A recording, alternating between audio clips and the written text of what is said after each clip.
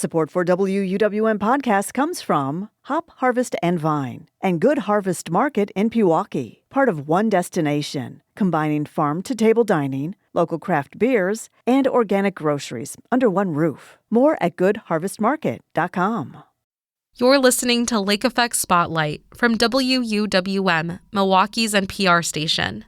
This is one of our favorite conversations from WUWM's daily talk show, Lake Effect. There are many ways to observe and celebrate Black History Month, including a trip to the movie theater. Milwaukee Film curated a month-long lineup to recognize Black History Month.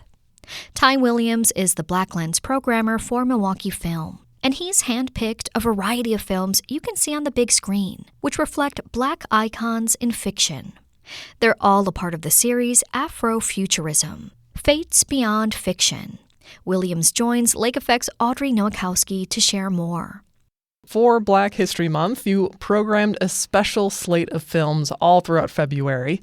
And before we get into some specifics, let's talk about the theme of your programming. It's called Afrofuturism, Fates Beyond Fiction. So to start, can you share a little bit on how and why you honed in on this theme? Yeah, absolutely. So since this is my second year programming for Black History Month, last year I chose a lot of films that dived into Black history, but also had a lot of grief to them, or were a lot of stories that had a lot of trauma attached to them.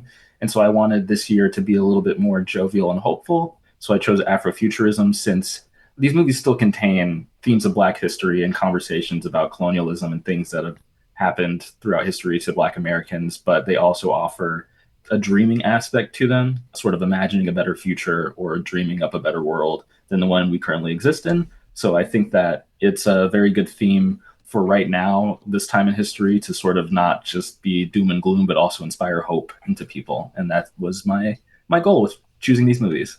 Yeah, and it's a great slate, and the release dates vary, but I want to start us off with Sorry to Bother You. So this was released in 2018. It's directed by Boots Riley. Can you share more about it and why you chose it? Yeah, so it is a film by Boots Riley, as you said. He is a filmmaker that has a lot of films that are very surrealist, sci-fi, supernatural in nature, and I guess a lot of his films very much apply under the umbrella term of Afrofuturism. Sorry to Bother You specifically is about a Black man who learns that he can code switch really well, hence meaning like he can talk like a white man really well, and uses it for his telemarketing job, and it leads to a lot of very bad circumstances happening to many different people. But it is a very interesting take on that conversation that has happened in a lot of households of, like, you know, being Black but being told that you quote unquote act white, and just sort of putting that conversation to screen in a way that is very unique, to say the least. Definitely. And a stacked cast as well, right? Yeah, absolutely stacked cast. It's got everybody in it. Lakeith Stanfield's the first one that comes to my mind, but I'm pretty sure it's got everybody in it. Yeah. Watch it and see everybody. There's the pitch. And then coming up next, we have a film from 1974, directed by John Connie, and it's called Space is the Place. Now, for, I'm assuming, most younger audiences, maybe they've never heard of this. Can you share a little more about it? Yeah, so Space is the Place is a film featuring Sun Ra, the musician, and is very much all about his ideology, which is heavily related to Afrofuturism. His whole thing, I would say, is Afrofuturistic. But it's a movie about Sun Ra coming down to Earth from a big spaceship and saying, whoa, life on Earth is very bad, and I want to take everyone away from this and go to a new planet, imagine a new future somewhere else. And his music very much symbolizes all of that. It's very, if you've heard Sun Ra's music, it's very strange sounds sometimes, very unconventional. And his whole thing was imagining a new world through sound. So if you can hear a new world, then maybe you can visualize one. And yeah, it's just about Sun Ra coming down on a spaceship and saying, hey, come with me to space. It's going to be way better. The screening is going to take place on Valentine's Day, but it's not really a Valentine's Day-y movie, but I still think it's worth a watch. Yeah. Well, you know, not everyone likes a traditional Valentine's Day. Yeah. This can be the alternative for them. All right. And coming up, one of my favorite films, I suppose we can say it's technically sci-fi too, as well as Afrofuturism. It was released in 2022 by Jordan Peele, and it's Nope. Yeah, Nope is an amazing film. It talks a lot about Black history and sort of being lost in film history, Black people's contributions to film as a genre and an industry, and sort of being lost to the wayside as technological advancements continue to get faster and faster.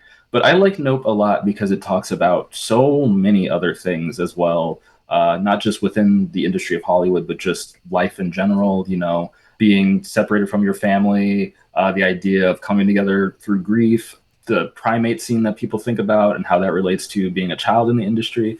It's a movie that has so much to talk about, so many themes, so much symbolism that I wanted to show it just because I love seeing people after the movie theaters get into a big circle and talk about a movie. And that's a movie that you can really talk about. Definitely. And I feel like this one in particular is a great rewatch on the big screen because the cinematography and also the settings themselves, like it needs to be sprawled out. Yeah, absolutely. I agree. And finally, perhaps the best, maybe infamous, not this first movie though, like later in the trilogy, we have Blade. And this is the one released in 1998, directed by Stephen Norrington, and of course, starring Wesley Snipes. Yeah, I chose this one because I just personally have a very big attachment to Blade.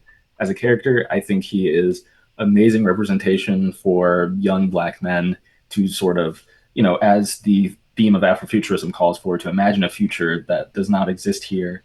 I remember being very young and thinking like, oh, I could absolutely be a vampire hunter. And it's because we see images that, Blade isn't the most artistic, most Oscar-worthy movie ever, but it does hit something in people just by seeing a cool Black vampire on screen. And it also is like the Marvel movie that started the formula for Marvel movies. So it's very much one you should see if you haven't seen it already. I think it's one of the coolest movies out there, and I think that it's just a really fun time, regardless of who you are.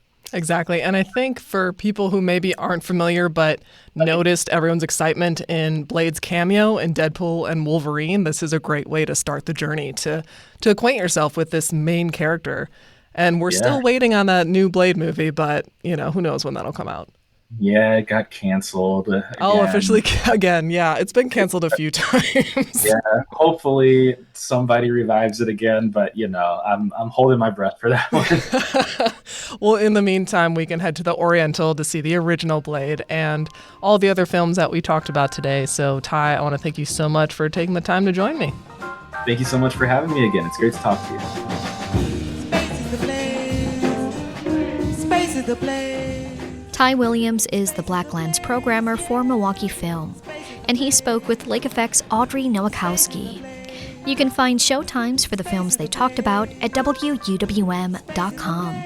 Milwaukee Film is a financial supporter of WUWM. Space is the place. Space is the place. Space is the place. Want to hear more great stories about Milwaukee? Subscribe to the Lake Effect Spotlight podcast. Lake Effect is a local show and podcast all about Milwaukee. Hear it on the radio at noon, Monday through Friday on 89.7 WUWM. And subscribe to the Lake Effect Spotlight podcast to hear some of the best content from the show.